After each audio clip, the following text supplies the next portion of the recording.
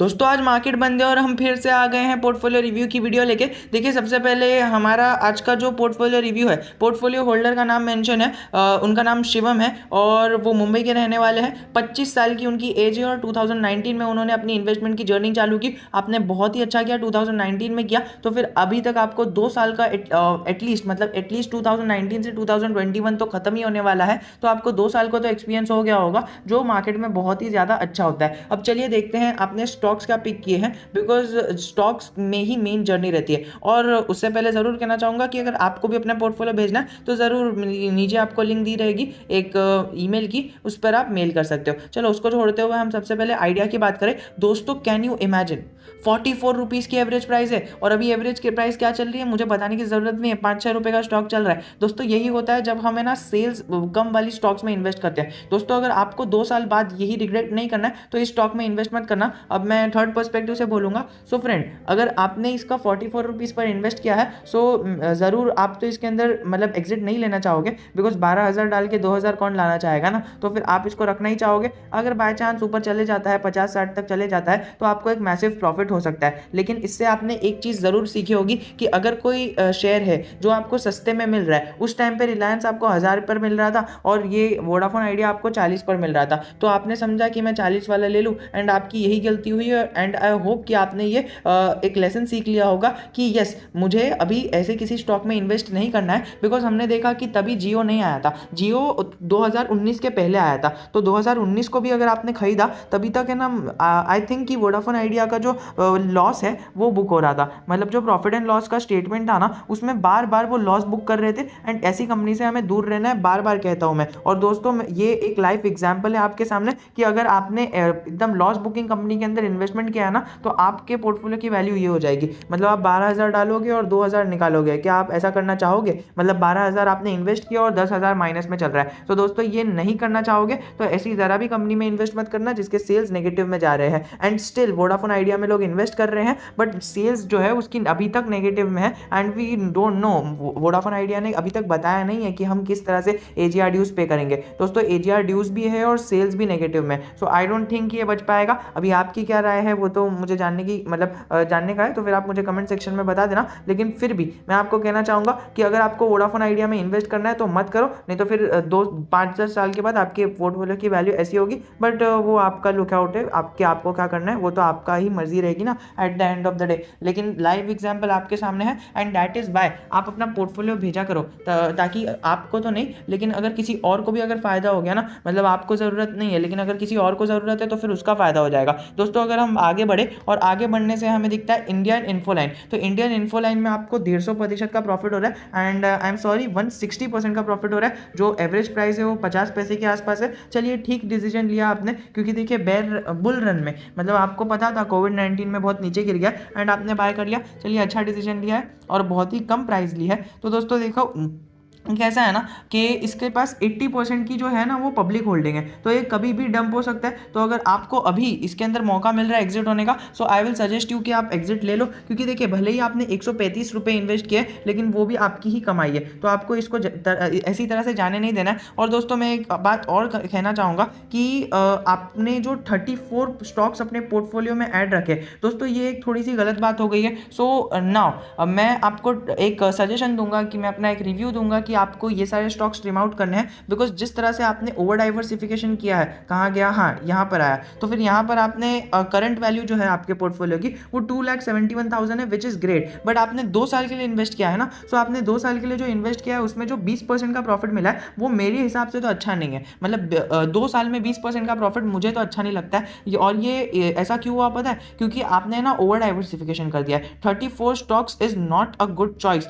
Even though कि ये 135 rupees का, इससे तो क्या होता है, कुछ नहीं होता है। लेकिन दोस्तों ये अपने पोर्टफोलियो को नीचे जाने के लिए एक कारण बन जाता है। इसीलिए तो लोग अलग अलग डीमैट अकाउंट खोलते हैं, ताकि एक डीमैट अकाउंट खाली ट्रेडिंग के लिए रख लिया, एक डीमैट अकाउंट खाली इन्वेस्टमेंट के लिए रख लिया। हर एक डीमैट अकाउंट वो लोग अलग अलग रखते हैं, क्योंकि इन्वेस्टमेंट के डीमैट अकाउंट को हमें हाथ नहीं लगाना होता है, वो एक हमारे लिए एक लॉटरी की टिकट साबित होता है। अभी आपकी एज 25 साल है, आपको आगे बहुत बड़ा फ्यूचर देखना है, और मैं तो कहता हूँ 2030 तक जिस बंदे ने कंटिन्यूस ब्लू चिप स्टॉक्स में इन्वेस्ट कर दिया ना, तो उसका आगे की लाइफ एकदम सॉर्टेड है, उसको आगे फिर मेहनत ही नहीं करनी है। बिकॉज हम बचपन से सुनते आ रहे हैं इंडिया डेवलपिंग नेशन है, डेवलपिंग नेशन है, लेकिन दोस्तों डेवलपिंग नेशन है और 2030 तक इतना डेवलप हो जाएगा ना कि अगर आपने अभी इसके अंदर स्टॉक मार्केट में हाथ नहीं डाला ना तो फिर आपको कुछ हासिल नहीं होगा। और स्टॉक मार्केट में अगर आपने मतलब सोने की खदान में हाथ डाल दिया ना तो आप 5-7 किलो तो सोना लेकर ही आ जाओगे। तो दोस्तों चलो आगे बढ़ते हैं। आगे इंडियन इन्फोलाइन में मैंने आपको बोला 80% पब्लिक की होल्डिंग है।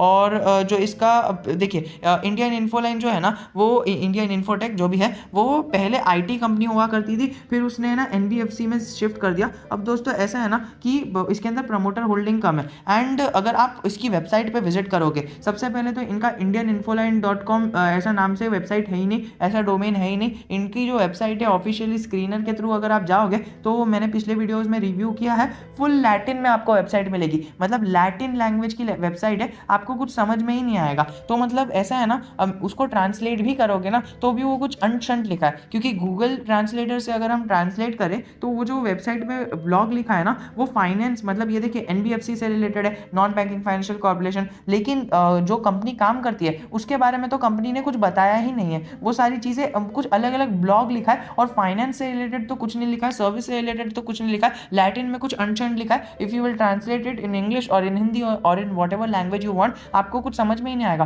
बिकॉज वो कुछ आड़ा टेढ़ा ही लिखा है। लैटिन लैंग्वेज भी मतलब लैटिन लैंग्वेज में लिखा है लेकिन कुछ आड़ा टेढ़ा लिखा है विदाउट एनी सेंस। तो आपको इस स्टॉक से दूर ही रहना है। भले ही आपने 135 रुपये लगाए हैं, निकाल लो, आपको अच्छा खासा प्रॉफिट हो रहा है। और जब ये स्टॉक नीचे जाएगा you will just think about it. अगर आप अभी नहीं निकालोगे तो फिर आप आगे रिग्रेट करोगे। चलो वो तो आपकी बात है। अगर आप देखो तो इसका जो हमारा इनकी जो ब्रांडिंग है ना वो प्रॉपर नहीं है, और इनका ओरिजिनल नेम जो है वेबसाइट का आप सर्च कर लेना, टेक एंड सॉफ्टवेयर लिमिटेड। तो और ये खाली है ना स्टॉक बीएसई पर लिस्टेड है। अब दोस्तों आपको एक टिप देना चाहूँगा, बीएसई बहुत टाइम पहले से मार्केट में है और फिर उसके बाद एनएसई आया, तो कई सारे स्टॉक्स बीएसई पे पहले लिस्टेड थे और वो मतलब आप कह सकते हो कि इतनी ज़्यादा रेगुलेशंस नहीं थी तो बीएसई पर लिस्ट करा दिया। लेकिन जब से एनएसई आया है ना तो एनएसई बहुत बड़ा रेगुलेटरी बॉडी है, तो मतलब बीएसई भी बहुत बड़ा रेगुलेटरी बॉडी है, लेकिन बीएसई पर जो स्टॉक्स लिस्टेड थे उसको तो निकाल नहीं सकते थे ना। तो एनएसई पर जो मतलब बहुत ही कम स्टॉक्स लिस्टेड है लेकिन आपको वो अच्छे मिलेंगे। मतलब अगर कोई स्टॉक बीएसई और एनएसई दोनों पर लिस्टेड है तो आप थोड़ा सा एक लेवल ऑफ ट्रस्ट बढ़ जाता है। तो जरूर कहना चाहूंगा इंडियन इन्फोटेक को हटा दो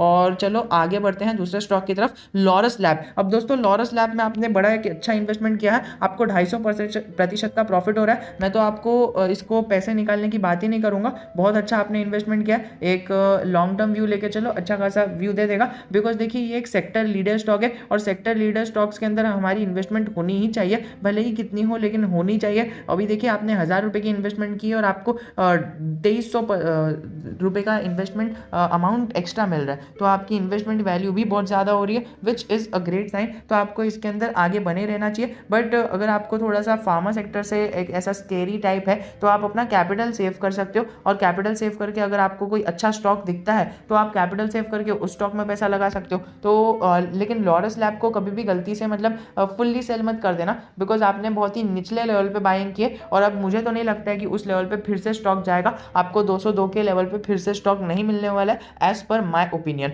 अभी लॉयड स्टील की बात करें तो LSIL Lloyd steel industries limited, तो देखो ये कैसा है ना, इसका जो 2014 तक इसकी सेल्स ज़ीरो हो रही थी। तो ये एक मतलब बहुत ही घबराने वाली बात है, क्योंकि 2014 तक इनकी है ना ज़ीरो सेल्स हो रही थी, फिर अचानक से 2015 के अंदर if I am not wrong इनकी सेल्स बहुत ज़्यादा बढ़ गई, और बहुत ज़्यादा मतलब बहुत ज़्यादा, जो मतलब इतने सालों से वो लोग सेल ही नहीं कर रहे थे, 0 और 2015 में उन्होंने एक ऐसा सेल कर दिया 510 करोड़ नहीं 500 करोड़ के आसपास का कुछ सेल्स किया है। और उसके बाद से है ना 500 करोड़ का कभी उन्होंने सेल्स ही नहीं किया, मतलब 500 करोड़ का एक बार सेल्स किया 2015 में, उसके पहले 0 करोड़ का सेल्स कर रहे थे, फिर उसके बाद से है ना 100 करोड़ 50 करोड़ लाख ऐसा सेल्स कर रहे थे। तो लॉयड स्टील इंडस्ट्रीज अभी आपको 100% का प्रॉफिट हो रहा है, तो आप इसको भी बुक करके निकल सकते हो। ये मेरी पर्सनल राय है, आपकी राय अलग हो सकती है, क्योंकि देखिए प्रमोटर ने अपनी होल्डिंग इंक्रीज की है, इसका मतलब प्रमोटर आगे इस कंपनी से रिलेटेड कुछ कर सकते हैं, बट अकॉर्डिंग टू मी आपके पास पास और भी बहुत सारे स्टॉक्स है, तो आपको सेल आउट करना पड़ेगा।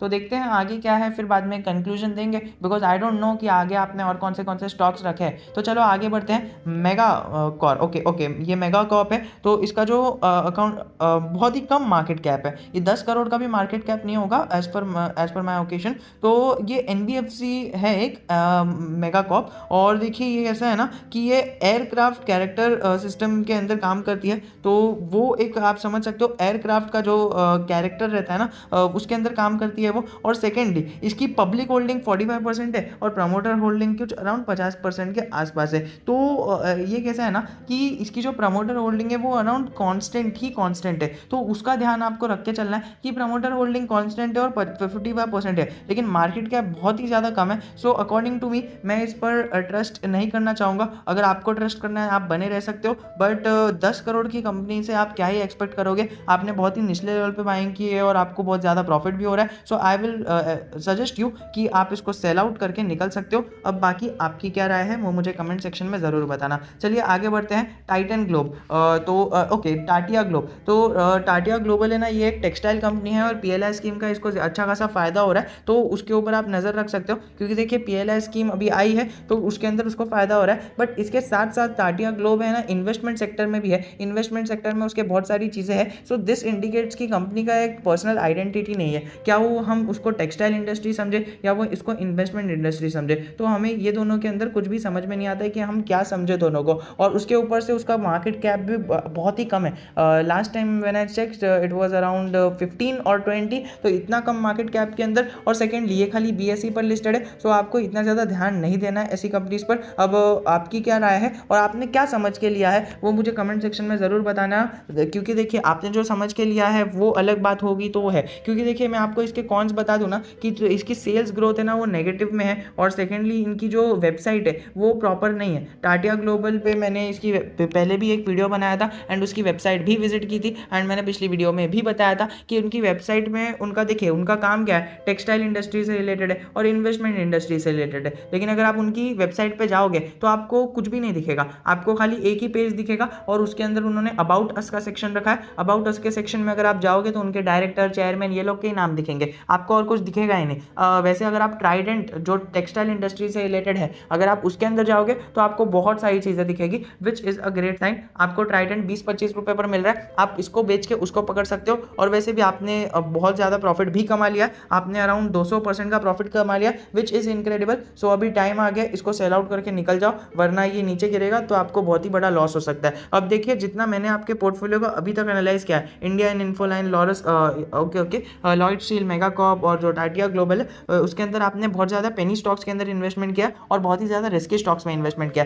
सो मेरी तो सलाह यही रहेगी कि मैं जो भी कह रहा हूँ ये पेनी स्टॉक से तो एटलीस्ट निकल ही जाओ। बाकी आपकी क्या राय है वो आप देख लेना, बिकॉज देखिए मैं आपको कह रहा हूँ कि पेनी स्टॉक से ज़रा निकल जाओ, क्योंकि अभी आपने 2019 से इन्वेस्टमेंट चालू किया है, आप ज़्यादा पुराने नहीं हो मार्केट में, एंड आपको नहीं पता कि पेनी ये जो है ना रेलवे मतलब आती है ना अपना हमारी आप कह सकते हो इसके अंदर अपवर्ड मूवमेंट आती है ना, तो अपवर्ड मूवमेंट आने के बाद जो रैली आती है, वो रैली आने के बाद जब गिरावट आती है ना, तो मार्केट तो निफ्टी और सेंसेक्स जो मार्केट को लीड करते हैं वो अराउंड 5% गिर जाते हैं, चलो 6% गिर गए, 10% गिर गए, ज़्यादा से ज़्यादा केसेस में 20% 30% गिर गए। लेकिन हमारे पेनी स्टॉक्स वो एकदम जीरो हो जाते हैं। आपको पेनी स्टॉक्स इतना गंदा पछड़ते हुए दिखेंगे ना, निफ्टी 50 और सेंसेक्स तो चलो कुछ नहीं गिरेगा, ये लॉरस लैब में जो आपने इन्वेस्टमेंट किया है वो भी ज़्यादा नहीं गिरेगा, लेकिन ये जो पेनी स्टॉक्स से बहुत गंदा गिरेंगे और आपको बहुत बड़ा लॉस बना के दे देंगे। जिस तरह से आपको वोडाफोन में लॉस हो रहा है ना, उसी तरह से इन स्टॉक्स में भी लॉस होगा। सो आई विल रिकमेंड यू कि आप इसको सेल आउट कर दो, टाटिया ग्लोबल को, इंडियन इन्फोलाइन को,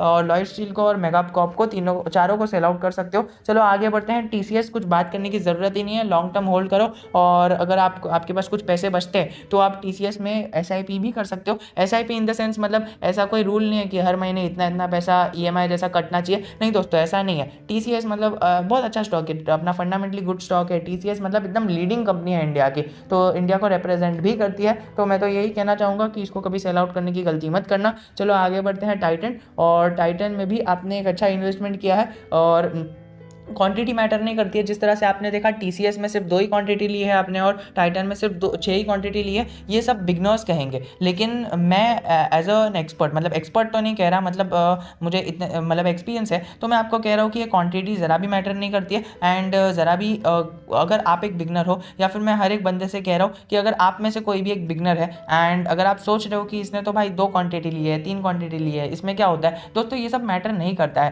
at the end of the day what matters is the returns of the stock. तो ये जो रिटर्न्स मिल रहे हैं ना, ये एट लास्ट मैटर करते हैं। तो दोस्तों आपने ये देखा कि 200 क्वांटिटी ली है वोडाफोन आइडिया में, लेकिन देखो अंजाम क्या हुआ, वो पेनी स्टॉक था, इसके लिए इतना गंदा नीचे गिर गया। चलो आगे बढ़ते हैं। आपने टीसीएस और टाइटन में इन्वेस्टमेंट किया है और टाइटन क्या ट्राइडेंट में इन्वेस्टमेंट किया है। सो आई विल सजेस्ट यू कि आप टाटिया ग्लोबल में से पैसे निकाल कर ट्राइडेंट में लगा दो। और वैसे भी आपने तो 7 रुपये के लेवल पे इन्वेस्ट किया है, जो एक बहुत ही अच्छी बात है दोस्त, बहुत ही अच्छी बात है। ट्राइडेंट को तो छोड़ने का सोचना मत, आगे और रिटर्न्स देगा। एंड आपको भी पता होगा क्योंकि आपने 3400 रुपये का इन्वेस्टमेंट किया है और 6600 रुपये तो आपके ऐसे ही आ रहे हैं। तो आपको आगे और यहाँ पर ये जो 6600 है ना, ये हरी बत्ती में दिख रहा है ना, ये 6600 आपको एक दिन में है ना 10,000 भी दिखेगा, फिर 20,000 भी दिखेगा, लेकिन उसके लिए वेट करना पड़ेगा। और आप वेट करोगे तो मैसिव रिटर्न्स बन जाएगा। ये एक अगला राकेश झुनझुनवाला जी जैसा स्टॉक बन सकता है। जैसा कि राकेश झुनझुनवाला जी ने टाइटन में पैसे लगा के करोड़ों रुपए कमाए,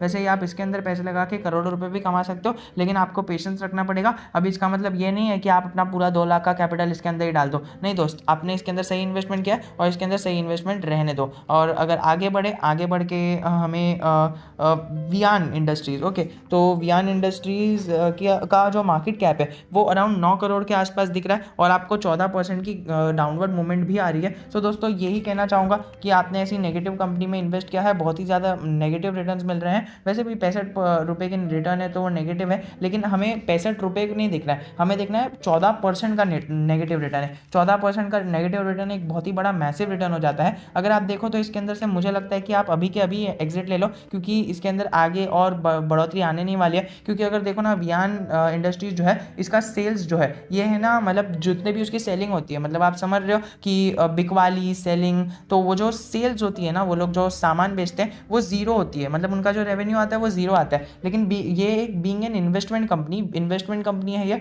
इन्वेस्टमेंट करती है, ट्रेडिंग करती है, ऐप बनाती है, गेम बनाती है, इलेक्ट्रॉनिक गुड्स बनाती है, फिल्म्स बनाती है, तो उसकी वजह तो ये सारी चीज़ें बनाती है। लेकिन है ना, मतलब ये जो जून क्वार्टर है ना, उसमें ये लोगों ने जीरो सेल्स किया है और बाकी सारा पैसा भी निकाला है, जीरो सेल्स और नेगेटिव प्रॉफिट। तो आप ये देख के चल सकते हो, डेटर डे बहुत ही ज़्यादा हाई है और सेल्स भी जीरो किया है जून क्वार्टर में, और सेल्स ग्रोथ भी बहुत ज़्यादा कम हो गई है, डे बाय डे कम होते जा रही है।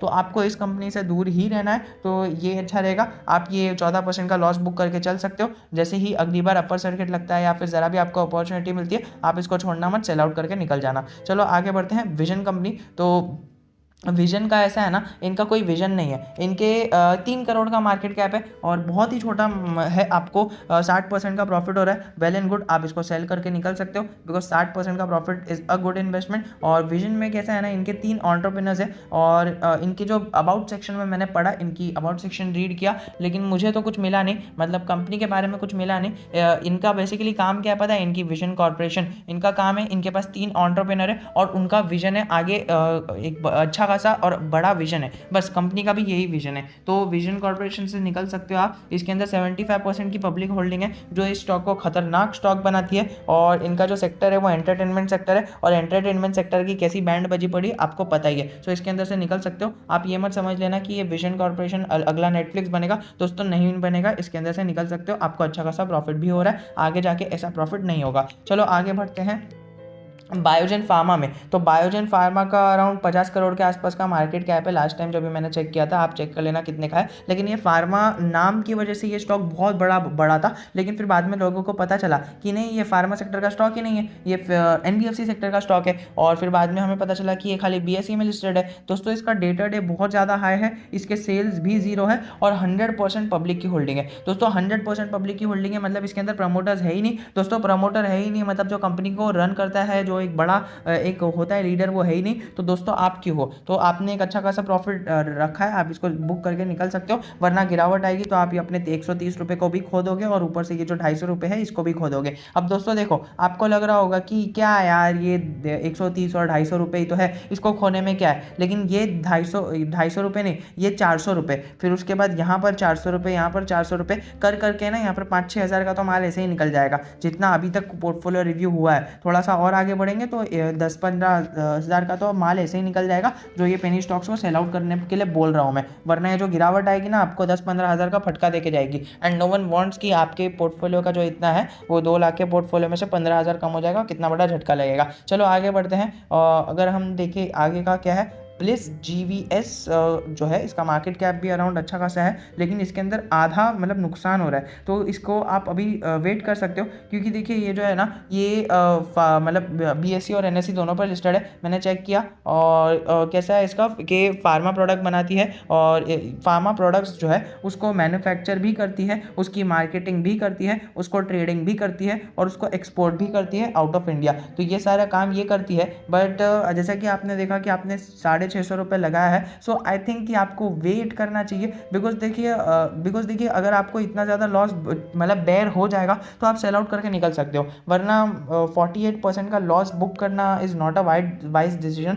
बट अगर आप देखो तो इसके फाइनेंशियल्स इतने अच्छे नहीं है, प्रमोटर होल्डिंग गिर रही है, जो इनकी सेल्स है वो गिर रही है। बट एक ही चीज़ है कि अगर आप ये 48% का लॉस बेयर कर सकते हो, ये कितने का 300 रुपये का लॉस बेयर कर सकते हो, तो आप निकल जाओ। और मेरी तो सलाह यही रहेगी, इधर से निकल जाओ, वरना ही आपके पोर्टफोलियो को ख़राब कर देगा। क्योंकि देखिए आपने 100 आम रखे एक टोकरी में और उसमें एक ख़राब आम रख दिया, तो वो सारे आम को ख़राब कर देगा। तो ब्लिस GVS को हटा सकते हो। चलो आगे बढ़ते हैं। डिक्सन, ओके ब्रिटानिया की बारे में बात करने की ज़रूरत ही नहीं है, 7% का प्रॉफिट हो रहा है, रखे रहो।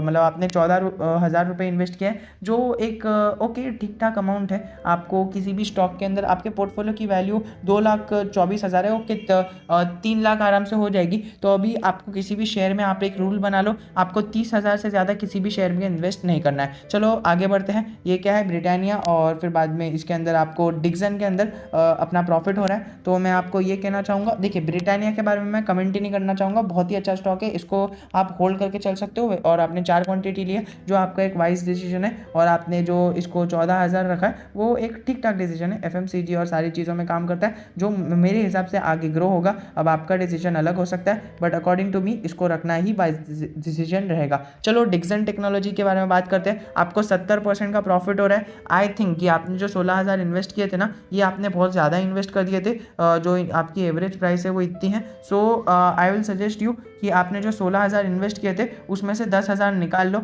और 6,000 ही रहने दो, तो फिर ये एक अच्छा डिसीजन होगा। तो आपने जो अभी एवरेज क्वांटिटी है, चलो उसको छोड़ते हुए अगर हम बात करें, जो लास्ट ट्रेडेड प्राइस है 4,000 रुपये पे स्टॉक चल रहा है, आप 3 स्टॉक निकाल लो और 4 स्टॉक रहने दो, वो एक अच्छा डिसीजन होगा। नहीं ओके, जो आपको 11,000 का प्रॉफिट हो रहा है, आप इसको भी निकाल सकते हो, या फिर अपने इन्वेस्टमेंट अमाउंट को निकाल सकते हो, दोनों में से कुछ एक निकाल लो। बट जितना मैंने आपको बताया है, अकॉर्डिंग टू मी आपको अपना जो प्रॉफिट हो रहा है वो प्रॉफिट को निकाल लेना चाहिए। वही प्रॉफिट को तो एग्जैक्ट निकाल नहीं पाओगे, तो मैंने वही कहा कि आपने 7 क्वान्टिटी ली है ना, तो 4 क्वान्टिटी सेल आउट कर लो और 3 क्वान्टिटी रहने दो। अब मैं ये नहीं कह रहा कि स्टॉक खराब है, नहीं कैसा, मैं आपको बस एक वैल्यू बता रहा हूँ। क्योंकि देखिए आपका जो मेजॉरिटी ऑफ द अमाउंट है वो आपने ब्रिटानिया में कम लगाया है और डिक्सन में ज़्यादा लगाया है। अब आपका क्या व्यू है वो मुझे कमेंट सेक्शन में ज़रूर जानने की ज़रूरत है। लेकिन अकॉर्डिंग टू मी, अगर मैं आपकी जगह होता, मैं आपके पोर्टफोलियो की जगह होता, तो मैं डिक्सन टेक्नोलॉजी का जो प्रॉफिट हो रहा है उसको निकाल देता, भले ही मुझे इसके अंदर आगे थोड़ा सा इन्वेस्टमेंट करना हो। क्योंकि देखिए आपने ना यहाँ पर डीमार्ट में बहुत ही बड़ा वाइज डिसीजन लिया है। डीमार्ट में आपने ना 23,000 रुपये का इन्वेस्टमेंट किया है, जो एक आप कह सकते हो एक्सपीरियंस ट्रेडर की एक निशानी होती है। क्योंकि आप देखो तो 23,000 का जो प्रॉफिट है, वो मतलब जो इन्वेस्टमेंट है वो आपका एक वाइज डिसीजन है, क्योंकि आपने 10% ऑफ योर पोर्टफोलियो डीमार्ट में लगा दिया है। एंड अगर आप इसको छोड़ भी दोगे ना लॉन्ग टर्म के लिए, तो भी मुझे नहीं लगता है कि आपको ऐसा कुछ पछतावा होगा। क्योंकि डीमार्ट इज़ अनदर अमेजॉन और नेटफ्लिक्स और व्हाटएवर यू वांट टू से, डीमार्ट आगे ग्रो होगा। अभी हमने देखा इनका जो फाउंडर है राधाकृष्ण दमानी, उनकी net worth around 100 top 100 richest man of the world के अंदर आ गई। जाएंगे और वो जल्दी ही आगे भी बढ़ जाएंगे। तो राधा कृष्ण तमानी की कंपनी है और डीमार्ट से पर्सनली भी आप अगर कोई सामान खरीदना चाहो तो आप खरीद सकते हो। ऐसा कुछ नहीं है कि डीमार्ट से नहीं खरीदना है चाहिए। कंपनी बहुत अच्छी है, हर एक बंदा डीमार्ट को जानता है। भले ही चीप प्रोडक्ट्स है, मतलब चीप प्रोडक्ट्स मतलब सस्ते प्रोडक्ट्स है, लेकिन क्वालिटी भी अच्छी रहती है, तो लोगों को वहाँ पर जाना भी पसंद रहता है। चलो आगे बढ़ते हैं और आगे बढ़ने से जो दूसरा स्टॉक है वो देख लेते हैं। दूसरा स्टॉक एशियन पेंट है, उसके बारे में भी कमेंट नहीं करना चाहूँगा। एशियन पेंट्स एक अच्छा स्टॉक है और आगे आपको ग्रो करके देगा। बट अगर आप अभी देखिए, अगर आप अभी 25 की एज में हो तो आपको एक मतलब ज़्यादा आपके पास रिस्पॉन्सिबिलिटीज़ नहीं है। जितनी रिस्पॉन्सिबिलिटीज़ एक 35 साल के आदमी के पास रहती है, उतनी ज़्यादा रिस्पॉन्सिबिलिटीज़ आपके पास नहीं है। सो मैं आपको ये सजेस्ट करना चाहूँगा कि भले ही आपने यहाँ पर अपना सेक्टर लीडर पेंट्स के सेक्टर में इन्वेस्ट किया है, बट आपको थोड़ा सा नीचे जाकर इंडिगो पेंट्स को ट्राई करना चाहिए और बर्जर पेंट्स को ट्राई करना चाहिए। मतलब अगर आप बहुत ज़्यादा रिस्क नहीं लेना चाहते हो, मैंने जैसा कि आपके पोर्टफोलियो में देखा कि आपने रिस्क लिया है, ठीक है, तो आपने जो भी पेनी स्टॉक्स लिए हैं वो रिस्की स्टॉक्स है, तो आपने ये रिस्क लिया है। बट अगर आप ये एशियन पेंट्स के अंदर जाना चाहते हो so it's well and good, कोई भी गलती वाली बात नहीं है, मतलब ऐसा कुछ खराब नहीं है। बट अगर आप थोड़ा सा रिस्क लेना चाहते हो, अगर आप थोड़ा सा ज़्यादा रिटर्न लेना चाहते हो, मतलब एशियन पेंट्स में कैसा है, आपको रिस्क कम है और रिटर्न्स भी कम है। बट इंडिगो पेंट्स और बर्जर पेंट्स उसमें रिस्क ज़्यादा है और जो रिटर्न्स है वो भी ज़्यादा है। रिस्क ज़्यादा मतलब वो ज़्यादा वॉलेटाइल है बिकॉज वो सेक्टर लीडर नहीं है। कल को होके बर्जर पेंट्स मतलब एशियन पेंट्स को कुछ नहीं होगा, we all can say Asian Paints को कुछ नहीं होने वाला है। लेकिन दोस्तों अकॉर्डिंग टू माय एनालिसिस, अगर आप एशियन पेंट्स से थोड़ा सा ज़्यादा रिस्क लेना चाहते हो तो बर्जर पेंट्स में जाओ, लेकिन अगर आपको ज़्यादा प्रॉफिट चाहिए तो Indigo paints will be a very good option for you. अभी अभी IPO आया है और इंडिगो पेंट्स की पूरी केस स्टडी अगर आपको चाहिए तो मैं आपके सामने रख दूंगा बाद में, क्योंकि उनके जो लीडर है वो विजनरी लीडर है और वो तो इतनी जल्दी अपनी आसानी से कंपनी को बंद नहीं करने वाले हैं, बिकॉज उन्होंने जो जो रिफॉर्म्स लाए हैं पेंट इंडस्ट्री में वो सबसे पहले थे। वो सारे रिफॉर्म्स लाने के लिए इंडिगो पेंट्स ने कई सारी चीज़ें सबसे पहले लाई। उन्होंने जो गोल्ड और सिल्वर वाले जो शाइनी कलर्स है वो पहले लाए, एंड कई सारी चीज़ें जो हाउस पेंट हो गया और बहुत सारी चीज़ें जो पेंट सेक्टर में पहले नहीं थी, पूरा रेवोल्यूशन लाया है। And that is Y Indigo paints ने अभी आखिर में IPO भी कर दिया है। सो आई विल सजेस्ट यू कि आप एशियन पेंट्स से पैसा निकालकर इंडिगो पेंट्स में डाल सकते हो। इंडिगो पेंट्स आपको एक अच्छा खासा रिटर्न बना के दे सकता है। बट आपको अगर रिस्क कम चाहिए तो आप एशियन पेंट्स में ज़रूर जा सकते हो, बट आप थोड़ा सा एनालिसिस कर लेना, बर्जर पेंट्स में भी कर लेना। But I will highly recommend you कि आप इंडिगो पेंट्स का पूरा एक एनालिसिस कर लो, आप उसकी रिसर्च और बैलेंस शीट और सारी चीज़ें एक सर्च कर लो, एंड देन बाद में उसके अंदर इन्वेस्टमेंट करने का आप सोच सकते हो।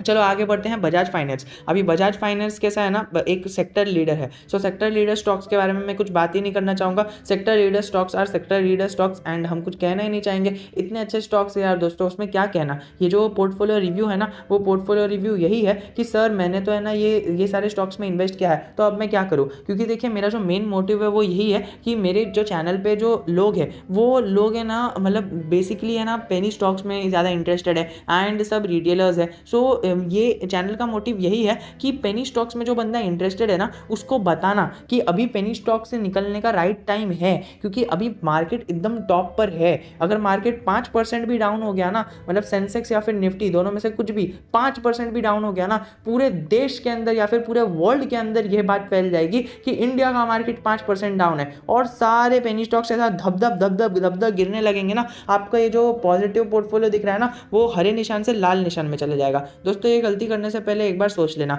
चलो आगे बढ़ते हैं और ये जो है हमारा इसको छोड़ देते हैं क्योंकि ये तो एक इनको एक इन जनरल मिल गया। अब चलिए मैं आपसे एक सवाल पूछना चाहूँगा, क्योंकि अगर आपने अभी तक वीडियो को देखा है तो आप अभी तक मतलब एक पेशेंस के साथ बैठे हो, क्योंकि आधा घंटा तो ऑलमोस्ट हो ही गया है वीडियो में, तो आप पेशेंस के साथ बैठे हो। सो आपके लिए एक सरप्राइज रखना चाहूँगा। आप मुझे कमेंट सेक्शन में बताना कि इन्होंने ऐसा क्या किया जिसकी वजह से इन्होंने जो इन्वेस्टमेंट अमाउंट है वो जीरो है इनकी, मतलब इन्होंने कुछ इन्वेस्ट नहीं किया लेकिन उसकी 2 क्वांटिटी पड़ी हुई है और 58 रुपीज़ का प्रॉफिट हो रहा है इन्हें। ऐसा क्या हुआ क्या, मतलब इन्हें ये जो है अपना BILNCD 2021, तो ऐसा उसमें क्या हुआ जिसकी वजह से उन्होंने मतलब उनका इन्वेस्टमेंट अमाउंट जीरो है, उन्होंने कुछ भी 1 रुपया भी इन्वेस्ट नहीं किया लेकिन उन्हें प्रॉफिट हो रहा है 58 रुपीज़ का, और प्लस जो 2 क्वांटिटी है वो है। हाँ मैं मानता हूँ कि हमारे लिए 58 रुपीज़ कुछ नहीं होते, लेकिन फिर भी उन्हें ये कैसे आया वो एक आप कैसे और क्यों और और क्या, व्हाट, हाउ, व्हेन, वेयर, ये सारे क्वेश्चंस अगर आप पूछना चालू कर दोगे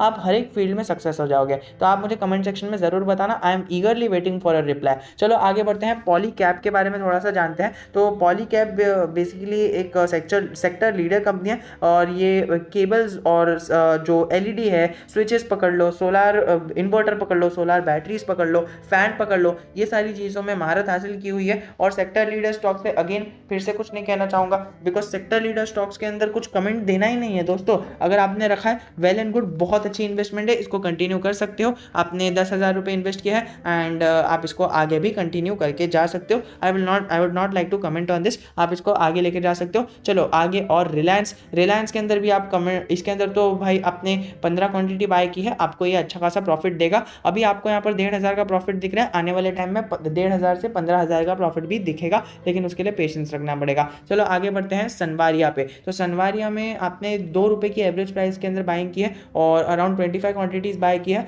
और 66% का लॉस हो रहा है। दोस्तों पहले तो आप जान लो कि ये करता क्या है। ये है ना, आपने जो इन्वेस्टमेंट किया है, आई डोंट नो कि आपने कभी इन्वेस्टमेंट किया है, तो आपको एक बेसिकली मैंने पूछा तो नहीं, बिकॉज रिवॉर्ड मेल मैं कितने लोगों को भेजूँ ना। अभी मेरे पास 5 पोर्टफोलियो पड़े हैं, मैं किसका रिव्यू करूँ, एंड पूरा हफ्ता ये रहता है। So Saturday Sunday is a great time for portfolio review. So दोस्तों क्या है ना, सनवारिया एक आप बेसिकली समझ लो बहुत मतलब एक टाइम पर है ना, जैसे कि अभी जैसे कि रिलायंस तो नहीं कह सकते, अभी जैसे कि HFCL चल रहा है, आपको पता है HFCL चल रहा है, फिर GTL इंफ्रा चल रहा है, ऐसे जो नहीं, GTL इंफ्रा तो नहीं कह सकते, लेकिन ये जो स्टॉक्स हमारे ट्रेंडिंग में चल रहे हैं ना, अभी अदानी ट्रांसमिशन कितना बढ़ गया, अभी एमी ऑर्गेनिक्स, लक्ष्मी ऑर्गेनिक, ये सारे स्टॉक्स कितने अच्छे चल रहे हैं। वैसे ही एक टाइम पे सनवारिया हुआ करता था, लेकिन क्या हुआ सनवारिया के साथ ना, सनवारिया में है ना 2018 में इन्होंने ना पतंजलि के साथ पार्टनरशिप करी। मतलब ये लोग अभी देखिए इनका बेसिकली काम क्या है, इनका बेसिकली काम है कि ये सोया सीड के जो प्रोडक्ट्स है और सोया सीड का है उसका ट्रेडिंग करते हैं, क्रूड एडिबल ऑयल बनाते हैं, बासमती चावल बनाते हैं, राइस बनाते हैं, और ये सारी की एक्सपोर्ट इंपोर्ट ये FMCG के अंदर है पूरा। तो इन्होंने क्या हुआ ना, इनका जो है 2018 के अंदर if I am not wrong Patanjali के साथ इनकी पार्टनरशिप हुई, एंड पार्टनरशिप में क्या हुआ कि ये लोग अपना देंगे पतंजलि को इनका जो भी चाहिए, मतलब इनके बीच में जो भी डील हुई थी वो पतंजलि की और इनके बीच में डील हुई थी। फिर बाद में क्या हुआ ना, ये कई सारी न्यूज़ आने लग गई कि ये फ्रॉड कंपनी है, फ्रॉडुलेंट कंपनी है, एंड स्कैम कंपनी है, रेड फ्लैग कंपनी है। ये 2018-19 की बात है। और क्या हुआ उस टाइम पर इसकी सेल्स ग्रोथ भी कम होने लग गई थी, और इनका जो एग्रीमेंट था वो तो थोड़ा पहले ही हो गया था, लेकिन इनकी सेल्स ग्रोथ भी कम होने लग गई थी, वॉलेटिलिटी भी थी बहुत शेयर में, और प्रमोटर होल्डिंग भी बहुत कम हो गई थी। डे टू डे तो उस टाइम पर तो ठीक ठाक था, लेकिन अभी तक मतलब आप देखो ना, अभी जो डेटर डे है वो 45,000 डेज है। 45,000 डेज डिवाइड बाय 365 कर लो, 2 सेकंड में यहाँ पर कर लेता हूँ। 582 divide by around 365 which will turn around 116, मतलब वो लोग को कितना साल, 116 साल, मतलब आप समझ रहे हो। Can you imagine the amount for 42,582 days के बाद। मतलब अगर किसी ने सामान लिया ना तो वो 112 साल के बाद पे कर सकता है। This is the condition of the company, मतलब 112 साल के बाद वो पे कर सकता है, मतलब तब तक तो वो इंसान मर भी जाएगा कि 112 साल कौन जिएगा, है ना। तो मतलब ट्रेडिंग के बाद 112 साल के बाद वो पे कर सकता है, कंपनी पे कर सकती है। So this led to company just drop down and fraudulent company, and वो डे टू डे बढ़ते गए एंड अभी 42,582 डेज आ गए हैं, एंड दैट इज़ वाई, ये कैलकुलेशन के कारण है ना यहाँ पर कंपनी डूबी हुई है, 66% का लॉस हो रहा है। मैं तो आपको ज़रूर कहना चाहूँगा अभी ये आपके ऊपर है, आपका क्या डिसीजन है, क्योंकि देखिए आपने 50 रुपये इन्वेस्ट किए थे, तो अभी मैं आपको क्या ही कहूँ, क्योंकि देखिए 50 रुपये आपने ना एक इन्वेस्ट किए थे ना, आपको एक लेसन मिल गया है। जिस तरह से आपने आइडिया के अंदर लेसन लिया, वोडाफोन आइडिया के अंदर लेसन पाया कि हमें सेल्स और वो सारी चीज़ें देखनी है, उसी तरह से आपने सनवारिया के अंदर भी लेसन पाया कि हमने ये सारी चीज़ें देखनी है कि अगर कंपनी का कुछ फ्रॉड केस चल रहा है, ये क्यों चल रहा है, एंड प्रमोटर होल्डिंग कितनी है, वो सारी चीज़ें चेक करने के बाद ही इन्वेस्ट करना है। और पेनी स्टॉक्स में तो कम इन्वेस्ट करना है, और आपने सही किया, 50 रुपीज़ ही खाली इन्वेस्ट किया है, which is a great sign. तो मैं तो आपको कहना चाहूँगा कि इसको सेल कर दो, या फिर एक काम करो, आप आपके पास अगर 2 डीमैट अकाउंट है ना, मतलब अगर अपस्टॉक्स है, जीरोधा है, कुछ भी है, मतलब एक अकाउंट है उसके अंदर ये सारे स्टॉक्स है, तो ये जो स्टॉक है ना, ये सनवारी है, इसको है ना दूसरे अकाउंट में सेंड कर दो। तो आपका ये जो अकाउंट रहेगा ना, ये एक अच्छा रहेगा और लॉन्ग टर्म इन्वेस्टमेंट के लिए रहेगा। तो इसको आप हाथ नहीं लगाओगे। अगर आपको कुछ बाय करना है तो इसके अंदर लॉन्ग टर्म के लिए बाय करोगे। शॉर्ट टर्म ट्रेडिंग या फिर ऐसा कुछ सनवार या एक्सपेरिमेंट, ये सारी चीज़ें दूसरे अकाउंट में कर सकते हो। तो जनरली लोगों के पास कम से कम 2 अकाउंट तो होने ही चाहिए। और अगर आपके पास 2 अकाउंट नहीं है, अगर आपके पास खाली एक ही अकाउंट है, so you can just click on the link below. आप अगर वो अकाउंट उससे अकाउंट खोलोगे तो आपको 100 रुपीज़ का बेनिफिट भी मिल जाएगा एंड मुझे भी थोड़ा सा फ़ायदा हो जाएगा। सो उसको भी आप कंसिडर कर सकते हो। और उसके अंदर तो एनुअल मेंटेनेंस चार्ज भी नहीं है, ये अकाउंट में है, लेकिन हमारे अगर वो लिंक से क्लिक करोगे, ग्रो की लिंक से, तो आपको 100 रुपीज़ का फ़ायदा भी हो जाएगा एंड उसके अंदर आपको एनुअल मेंटेनेंस चार्ज भी पे करने नहीं पड़ेंगे। दोस्तों चलो आगे बढ़ते हैं। इसको सेल आउट कर सकते हो या फिर दूसरे अकाउंट में ट्रांसफर कर सकते हो अगर आपको एक्सपेरिमेंट करना ही है तो।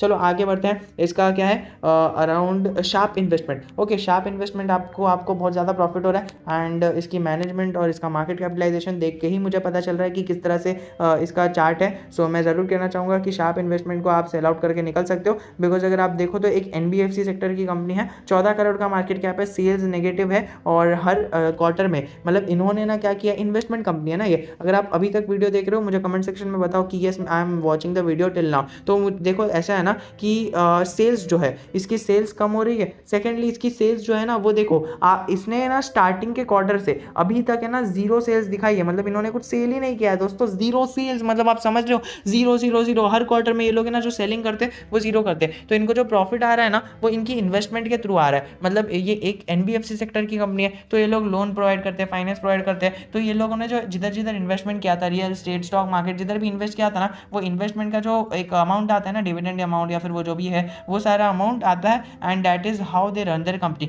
तो ज़रूर कहना चाहूँगा, आपको अच्छा खासा प्रॉफिट हो रहा है, निकल जाओ, आपको अभी भी मौका है। बाद में अगर स्टॉक गिरेगा तो आप देख लेना, क्योंकि इसका लॉन्ग टर्म चार्ट पैटर्न ही अगर हमें ऐसा देखने मिल रहा है, कुछ इस प्रकार देखने मिल रहा है। मतलब जब लिस्ट हुई थी तभी कंपनी नीचे गिर गई थी एंड देन जनरली स्टॉक नीचे ही गिर रहा है। सो ज़रूर कहना चाहूँगा कि अभी आप निकल जाओ, बाद में निकलने का मौका नहीं मिलेगा, बहुत गंदा फॉल आएगा। चलो आगे बात करते हैं सिनकॉम फॉर्मुलेशंस के बारे में। अब दोस्तों Syncom Formulations we all know कि कैसी कंपनी है और किस तरह का इसका मार्केट कैप है। सो मैं ज़रूर कहना चाहूँगा कि आपने लॉरस लैब के अंदर इन्वेस्टमेंट किया है ना, तो आप इसके अंदर इन्वेस्टमेंट क्यों ही कर रहे हो, क्योंकि देखिए आपको प्रॉफिट भी हो रहा है 80% का, आप इसको सेल आउट करके निकल सकते हो। और अगर आपको फिर भी इसके अंदर इन्वेस्टमेंट करना है तो एक काम करो, लॉरस लैब के अंदर ये जो इसको सेल आउट करके इसका जो अमाउंट आता है वो लॉरस लैब में डाल दो। क्योंकि देखिए पहली बात तो ये है ना, बहुत ही ज़्यादा वॉलेटाइल स्टॉक है। आपको लग रहा है ये 3 रुपये का स्टॉक 300 रुपये तक चले जाएगा, दोस्तों ऐसा कुछ नहीं होने वाला है। क्योंकि देखिए अभी फार्मा सेक्टर का क्रेज चले जाएगा, सब चले जाएगा ना, तो स्टॉक फिर से गिर जाएगा। अभी देखिए वॉलेटाइल नेचर में है। अभी कैसा स्टॉक का पैटर्न है पता है, ये स्टॉक इधर लिस्ट हुआ था, इधर से ऊपर गया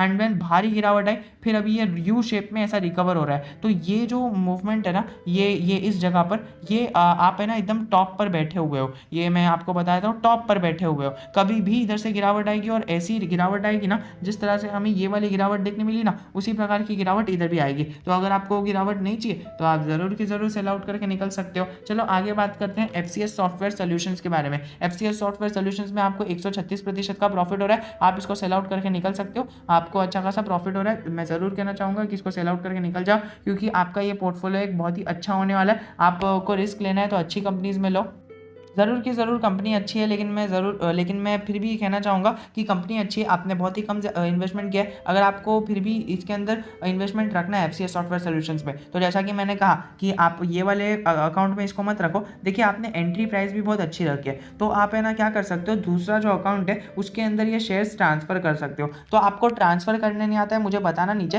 ट्रांसफ़र कैसे करते हैं ना, पता है, आप एक अकाउंट से दूसरे अकाउंट में बिना सेल बाय किए ना ट्रांसफ़र कर सकते हो। मतलब एक अकाउंट की ID से दूसरे अकाउंट की ID में सीधा शेयर है ना बेच नहीं सकते हो, मतलब ट्रांसफर कर सकते हो, मतलब इस अकाउंट से उस अकाउंट में चले जाएगा, ऐसा भी सिस्टम रहता है। तो उसको आप चेकआउट कर सकते हो। GTL infra being a good stock, आपको ने इसको अच्छी प्राइस में बाय किया है, अभी मुझे टाइम ऐसा लगता है कि आप इसको सेल आउट करके निकल सकते हो। अगर आपको फिर भी ऐसे GTL इंफ्रा या फिर इंफ्रास्ट्रक्चर स्टॉक में रहना है जिसके अंदर आगे बड़ा स्कोप है, तो HFCL को कंसिडर कर सकते हो। HFCL अभी थोड़ा सा गिर भी रहा है, तो उसको आप कंसिडर करके चल सकते हो, क्योंकि HFCL एक ऐसा स्टॉक है कि वो आगे बढ़ने का पोटेंशियल रखता है एंड अभी वो गिरावट में भी मिल रहा है, तो एक अच्छा है आपके पास मतलब एडवांटेज है और आपको एक अच्छा चांस मिल रहा है कि आप इसके अंदर इन्वेस्ट कर सकते हो। क्योंकि HFCL के पास एक बार आप रिसर्च कर लेना एंड रिसर्च नहीं मिली या फिर नहीं करने हो रहा है तो मुझे कमेंट सेक्शन में बता देना, मैं उसको भी रिसर्च करके आपको बता दूंगा। अभी देखिए HCL इन्फो सिस्टम, तो HCL इन्फो सिस्टम ये एक टेक्नोलॉजी बेस्ड कंपनी है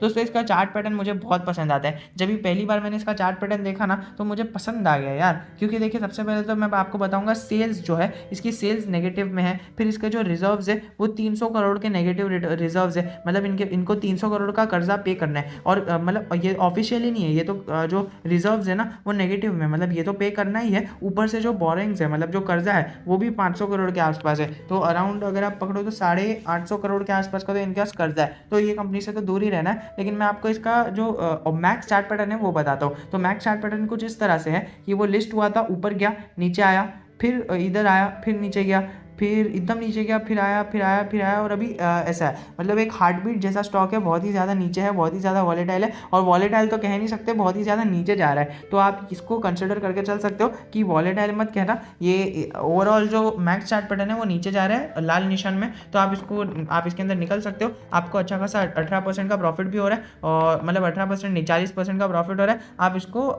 निकल सकते हो, वरना ये नेगेटिव लॉस में चले जाएगा तो आपको एक बड़ा नुकसान होगा मतलब इसके अंदर रहने का। तो आपने पेनी स्टॉक्स के अंदर बहुत ज़्यादा इन्वेस्ट किया, तो आपको जो जो मैंने बताया आप उसको निकलने का भी कंसिडर कर सकते हो। चलो आगे बढ़ते हैं HUL। तो HUL के बारे में मैं फिर से कुछ चर्चा नहीं करना चाहूँगा, आपने थोड़ा सा ज़्यादा कैपिटल इन्वेस्ट कर दिया, लेकिन फिर भी ये अच्छा ही है, ठीक ही है, मार्केट लीडर में इन्वेस्ट किया तो फिर और क्या कह सकते हैं। HUL being a good brand, आप इसके अंदर इन्वेस्टमेंट रख सकते हो, और इसको अगर किसी ने कहा या फिर अगर आपको अर्ज हुई इसको सेल करने की, तो मैं तो आपको कहना चाहूँगा, एक रिव्यू देना चाहूँगा कि HUL और जो TCS है और रिलायंस है, ये 3 स्टॉक को कभी भी सेल आउट करने की कोशिश मत करना। चलो आगे बढ़ते हैं हिंदुस्तान फूड्स। अभी हिंदुस्तान फूड्स का कुछ ऐसा है ना कि आपको 56% का प्रॉफिट हो रहा है, और हिंदुस्तान फूड्स ये एक मतलब सेक्टर लीडर नहीं है, इसका सेक्टर लीडर तो क्या है, वरुण बेवरेज है, और ये FMCG में भी काम करता है, पर्सनल केयर में भी काम करता है, और बेवरेज में भी काम करता है। तो बेवरेज में मतलब कैसा FMCG में काम करेगा,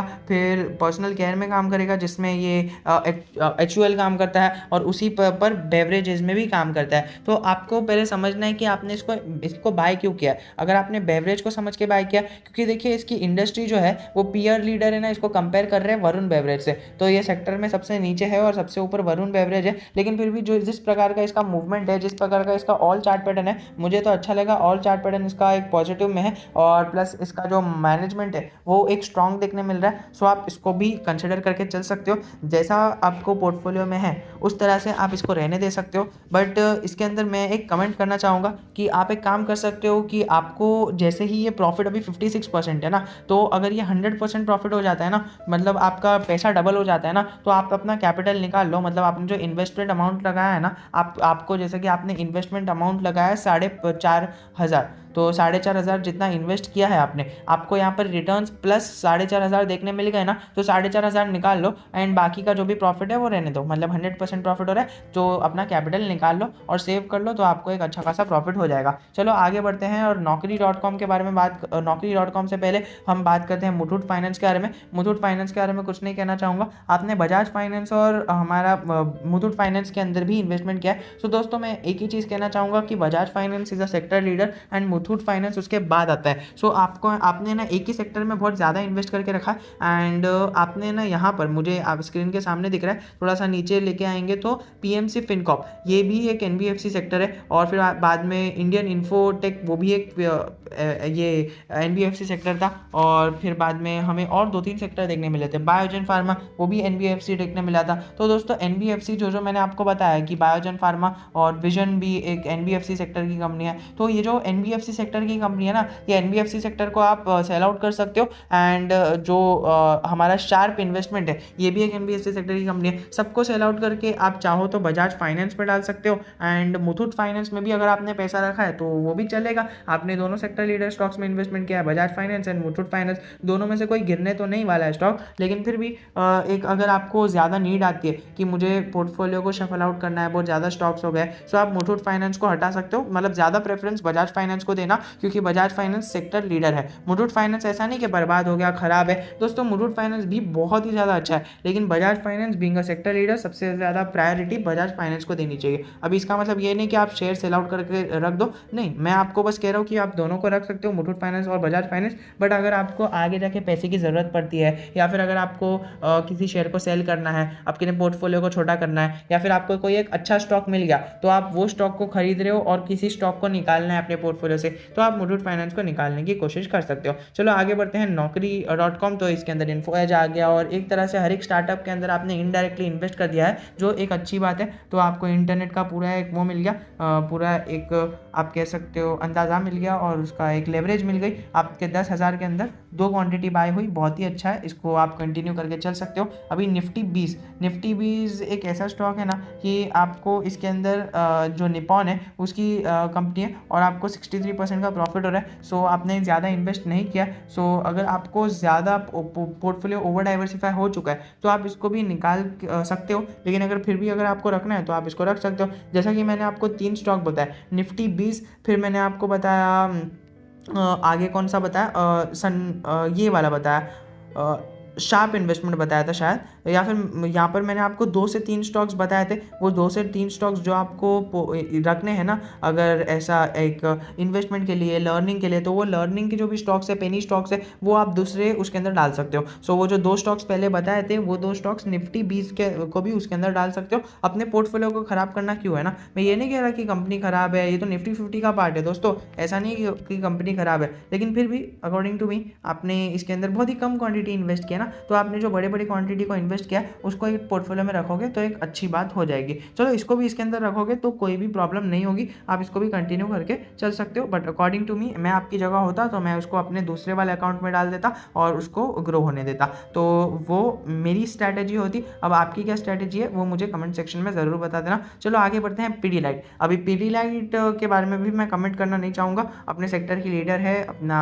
पीडीलाइट। लोग इसको पीडीलाइट के नाम से नहीं, लोग इसको हाथी का जोड़, जो फेविकॉल जो जोड़ है उसके नाम से जानते हैं, फेविक्विक हाथी का जोड़ इसके नाम से जानते हैं। तो बहुत ही अच्छा स्टॉक है और लोगों को आए दिन उसकी ज़रूरत पड़ती रहती है फेविक्विक की, तो इसको भी आप कंटिन्यू करके चल सकते हो।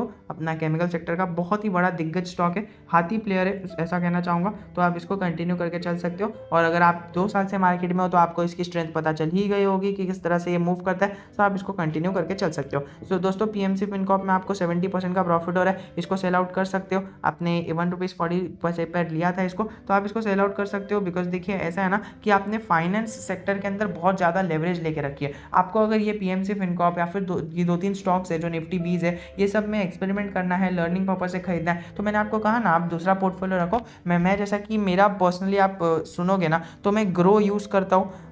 ये प्राइमरी अकाउंट तो दूसरा है, वो मैं कभी बाद में बताऊंगा, लेकिन ये जो ग्रो है, ग्रो अकाउंट मैं इसीलिए यूज़ करता हूँ ताकि मुझे एक मतलब एक लेवरेज मिल सके। क्योंकि देखिए ग्रो में आप इन्वेस्टमेंट करोगे ना, तो इन्वेस्टमेंट में जो क्राइटेरिया है वो जो डिलीवरी चार्ज है वो ज़्यादा लगता है, मतलब जो ब्रोकरेज है वो 0.0% का ज़्यादा लगता है, मतलब 1-2 रुपये का ज़्यादा लगता होगा, बट वो थोड़ा सा परसेंट में प्रॉब्लम हो जाता है लॉन्ग टर्म में। तो इसीलिए मैं ग्रो में इन्वेस्टमेंट नहीं करता हूँ, लेकिन इसके अंदर ट्रेडिंग एक्टिविटी बड़ी अच्छे से हो जाती है एंड एनुअल मेंटेनेंस का चार्ज नहीं है, तो फिर एक फ्री ही मान लो आप। तो इसको लर्निंग पर्पज़ के लिए आप यूज़ कर सकते हो, क्योंकि मैं पर्सनली लर्निंग पर्पज़ के लिए यूज़ करता हूँ। मतलब जो स्टॉक्स मुझे खाली एक लर्न करने रहते हैं ना, कि इसको लर्न करता हूँ, एक जनरल स्टॉक ले लेता हूँ, तो वो मैं ग्रो में रख देता हूँ, ताकि मुझे मैं कितना भी लंबा रखूँ सो मुझे उस पर कुछ भी पे नहीं करना है, मुझे उस पर कुछ भी चार्जेस, ज़्यादा एनुअल मेंटेनेंस चार्जेस पे नहीं करने हैं, जो हमें एक लेवरेज देता है कि हम कितने भी स्टॉक्स को बाय कर लो, कितना भी यूज़ कर लो, अकाउंट क्लोजिंग का कुछ चार्ज नहीं है, तो वो एक अच्छी बात हो जाती है। चलो आगे बढ़ते हैं, और इसी के साथ हमारा पीएमसी फिनकॉर्प के साथ हमारा जो पोर्टफोलियो है वो रिव्यू खत्म होता है। तो दोस्तों इतना ही कहना चाहूँगा कि मैंने जो स्टॉक्स को बताया है आप उसको निकाल सकते हो, और निफ्टी और ये Muthoot finance and Bajaj finance, ये दोनों में से कौन सा स्टॉक आप रखने वाले हो वो भी मुझे कमेंट सेक्शन में ज़रूर बता देना। बिकॉज आई थिंक कि आपको दोनों स्टॉक रखने चाहिए, आपने दोनों में बराबर से इन्वेस्ट किया है तो आपको दोनों रख देने चाहिए। जीटीएल इंफ्रा को सेल करके HFCL ले सकते हो, एंड बाकी जो भी मैंने आपको बताया आप वो कर सकते हो। एशियन पेंट्स को ज़रूर एक बार चेक करना आप, जो है हमारा बर्जर पेंट्स एंड हमारा इंडिया इंडिगो पेंट्स, ये दोनों पेंट्स को एक बार डिटेल्ड एनालिसिस कर सकते हो, क्योंकि एशियन पेंट्स आपको 10 साल में अगर 100% रिटर्न दे रहा है तो वहीं पर आपको बर्जर पेंट्स 200% रिटर्न दे सकता है और इंडिगो पेंट्स 300% रिटर्न दे सकता है। तो आपको ये सारी चीज़ें ध्यान में रख के चलिए, अकॉर्डिंग टू माई एनालिसिस ऐसा हो सकता है। सो मैंने आपको बताया डिग्नल टेक्नोलॉजीज़ में मैं अगर आपकी जगह होता तो मैं जो हमारा ये इन्वेस्टमेंट है उसको निकाल लेता, या फिर जो इन्वेस्टमेंट अमाउंट है उसको निकाल लेता, दोनों में से कुछ को तो निकाल ही लेता, बिकॉज मुझे थोड़ा सा कैपिटल एफिशिएंट रहना पसंद आता है। और मैंने आपको बताया था टाटिया ग्लोबल के अंदर से पैसे निकाल के आप ट्राइडेंट पे लगा सकते हो, ताकि वो एक आप कह सकते हो हमारा एक टेक्सटाइल सेक्टर का स्टॉक है और आगे उसके अंदर ग्रोइंग पोटेंशियल भी बहुत ज़्यादा है। सो आपने इसके अंदर कोई एफएमसीजी स्टॉक में ज़्यादा इन्वेस्ट नहीं किया, सो आप एफएमसीजी स्टॉक के अंदर इन्वेस्टमेंट कर सकते हो। और टीसीएस के अंदर तो आपने इन्वेस्टमेंट किया ही है, सो इंटरनेट सेक्टर के अंदर आपने बड़ा सा अच्छा सा इन्वेस्टमेंट किया। अब दोस्तों देखो, आपने कोई क्वेश्चन नहीं पूछा है, सो एक हम क्वेश्चन सीरीज तो अभी ले नहीं सकते बिकॉज आपका कोई क्वेश्चन नहीं आया है, बट अगर आप फिर से क्वेश्चन भेजना चाहते हो तो आप ज़रूर भेज सकते हो। आपका नीचे आपको पता ही है कौन से ईमेल पे भेजना है, सो आप उसके अंदर अपने क्वेश्चंस भी लिख कर भेज सकते हो। बट अगर कोई क्वेश्चन है, मैं जनरली तो कमेंट सेक्शन में एक्टिव ही रहता हूँ, सो अगर आपको जनरली कोई डाउट आता है तो वो मुझे कमेंट सेक्शन में पूछ लेना। I am always just a comment away from you. और दोस्तों अभी तक तो मैं इनसे बात कर रहा था, बट अभी दोस्तों मैं अभी आपसे बात कर रहा हूँ। जो भी लोग देख रहे, जो भी गिने चुने लोग देख रहे, आई नो कि बहुत ही कम लोग देख रहे होंगे, आप नीचे जाके व्यूज़ देख लेना एंड मुझे कमेंट सेक्शन में बताना अगर आप अभी तक वीडियो देख रहे हो, सो क्या ये वीडियो ज़्यादा व्यूज़ डिजर्व करती है एंड नहीं करती है वो भी मुझे बता देना, ताकि मुझे पता चले कि मुझे आगे और पोर्टफोलियो रिव्यू बनाने हैं या नहीं, या फिर क्या करना है, या फिर मुझे एक जनरल छोटा बनाना है, कुछ भी बनाना है, अपना सारे व्यूज़ पेश कर लेना। And if you want your portfolio to be reviewed in Saturday और Sunday, then you can send me your portfolio on this very email, or you can send me on under the description वो mention है ask.fingrow.com, ask.fingrow@gmail.com, so you can send me the portfolio over there.